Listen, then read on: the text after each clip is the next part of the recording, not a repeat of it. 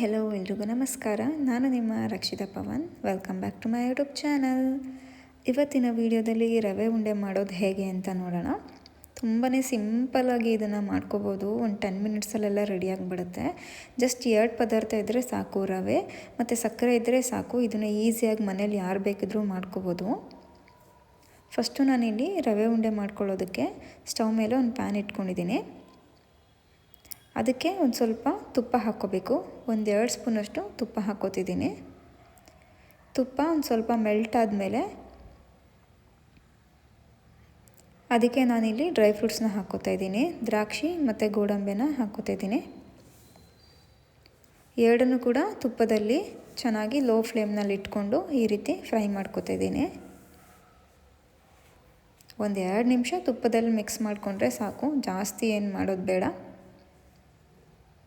ಈ ರೀತಿ 1-2 ನಿಮಿಷ ತುಪ್ಪದಲ್ಲಿ ನೋಡಿ, ಇವಾಗ ಚೆನ್ನಾಗಿ ಫ್ರೈ ಆಗಿದೆ. ಈ ರೀತಿ ಆದಮೇಲೆ ನಾನು ಅದನ್ನು ಸಪ್ರೇಟು ಬೇರೆ ಪಾತ್ರೆಗೆ ಇಟ್ಕೋತಾ ಇದ್ದೀನಿ. ಎಲ್ಲನೂ ಕೂಡ ಸಪ್ರೇಟ್ ಇಟ್ಕೊಂಡಾದಮೇಲೆ ನೆಕ್ಸ್ಟು ಅದೇ ಪ್ಯಾನ್ಗೆ ತುಪ್ಪ ಇರೋದ್ರಿಂದ ಅದೇ ಪ್ಯಾನ್ಗೆ ನಾನಿಲ್ಲಿ ಸ್ವಲ್ಪ ರವೆನ ಹಾಕೋತಾ ಇದ್ದೀನಿ. ರವೆನೂ ಅಷ್ಟೇ ಲೋ ಫ್ಲೇಮ್ನಲ್ಲಿ ಇಟ್ಕೊಂಡು 1-2 ನಿಮಿಷ ಚೆನ್ನಾಗಿ ಮಿಕ್ಸ್ ಮಾಡಿಕೊಂಡು ಈ ರೀತಿ ಹುರ್ಕೋಬೇಕು. ನಾನಿಲ್ಲಿ ಚಿರೋಟಿ ರವೆನ ತೊಗೊಂಡಿದ್ದೀನಿ. 2 ನಿಮಿಷ ಈ ಥರ ಚೆನ್ನಾಗಿ ರೋಸ್ಟ್ ಮಾಡ್ಕೋಬೇಕು, ಚೆನ್ನಾಗಿ ಹುರ್ಕೋಬೇಕು. ಜಾಸ್ತಿ ಫ್ಲೇಮ್ ಮಾಡ್ಕೋಬಾರ್ದು, ರವೆ ಸೀದೋಗ್ಬಿಡುತ್ತೆ. ಹಾಗಾಗಿ ಲೋ ಫ್ಲೇಮ್ನಲ್ಲೇ ಇಟ್ಕೊಂಡು 2 ನಿಮಿಷ ಈ ರೀತಿ ಕೈ ಆಡಿಸ್ತಾನೇ ಇರಬೇಕು. ಈ ರೀತಿ ಚೆನ್ನಾಗಿ ಹುರ್ಕೋಬೇಕು. ಒಂದು ಸ್ವಲ್ಪ ಲೈಟಾಗಿ ಕಲರ್ ಚೇಂಜ್ ಆದರೆ ಸಾಕು, ಅಥವಾ ಬಿಸಿ ಆದ್ರೂ ಸಾಕು. ಈ ರೀತಿ 1-2 ನಿಮಿಷ ಹುರ್ಕೊಳ್ಳಿ, ಜಾಸ್ತಿ ಏನು ಹುರ್ಕೊಳ್ಳೋದು ಬೇಡ. ನೆಕ್ಸ್ಟು ನಾನಿಲ್ಲಿ ಒಂದು ಮಿಕ್ಸರ್ ಜಾರ್ಗೆ ಒಂದು ಸ್ವಲ್ಪ ಸಕ್ಕರೆನ ಹಾಕೋತಾ ಇದ್ದೀನಿ. ಸಕ್ಕರೆ ಜೊತೆಗೆ ನಾನಿಲ್ಲಿ ಒಂದು 3-4 ಏಲಕ್ಕಿಯನ್ನು ಬಿಡಿಸಿ ಹಾಕ್ಕೊಂಡಿದ್ದೀನಿ. ಹಾಕ್ಕೊಂಡು ಈ ರೀತಿ ಚೆನ್ನಾಗಿ ಪೌಡರ್ ಮಾಡ್ಕೋಬೇಕು. ನೆಕ್ಸ್ಟು ರವೆ ಜೊತೆ ಸಕ್ಕರೆ ಪುಡಿಯನ್ನು ಮಿಕ್ಸ್ ಮಾಡ್ಕೋತಾ ಇದ್ದೀನಿ. ಏಲಕ್ಕಿಯನ್ನು ಸಕ್ಕರೆ ಜೊತೆ ಹಾಕೋದ್ರಿಂದ ಚೆನ್ನಾಗಿ ಪುಡಿ ಆಗುತ್ತೆ, ಹಾಗಾಗಿ ನಾನು ಜೊತೆಗೇ ಪುಡಿ ಮಾಡ್ಕೊಂಡಿದ್ದೀನಿ. ನೆಕ್ಸ್ಟು ಅದಕ್ಕೆ ಚೆನ್ನಾಗಿ ಬಿಸಿಯಾಗಿರೋಂಥ 1-2 ಸ್ಪೂನಷ್ಟು ತುಪ್ಪನ ಹಾಕ್ಕೊಂಡಿದ್ದೀನಿ.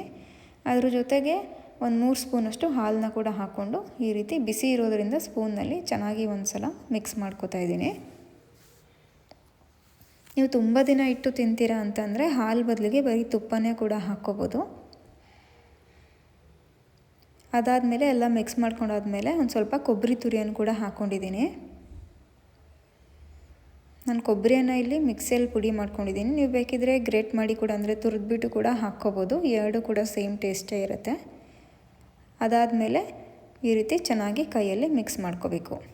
ಈ ಹಂತದಲ್ಲಿ ನೀವು ಬೇಕಿದ್ರೆ ಇನ್ನೊಂದು ಸ್ವಲ್ಪ ತುಪ್ಪ ಅಥವಾ ಹಾಲು ನೋಡಿಕೊಂಡು ಇನ್ನೊಂದು ಸ್ವಲ್ಪ ಹಾಕ್ಕೊಂಡು ನೆಕ್ಸ್ಟು ನಾನಿಲ್ಲಿ ತುಪ್ಪದಲ್ಲಿ ಫ್ರೈ ಮಾಡ್ಕೊಂಡಿರೋ ದ್ರಾಕ್ಷಿ ಗೋಡಂಬಿಯನ್ನು ಹಾಕ್ಕೋತಾ ಇದ್ದೀನಿ. ಹಾಕ್ಕೊಂಡು ಈ ರೀತಿ ಕೈಯಲ್ಲಿ ಉಂಡೆಗಳನ್ನಾಗಿ ಮಾಡ್ಕೋಬೇಕು. ಒಂದು ವೇಳೆ ನಿಮಗೆ ಉಂಡೆ ಕಟ್ಟೋದಕ್ಕೆ ಬರ್ತಾ ಇಲ್ಲ ಅಂತಂದರೆ ಇನ್ನೊಂದು ಸ್ವಲ್ಪ ತುಪ್ಪನ ಹಾಕ್ಕೋಬೋದು.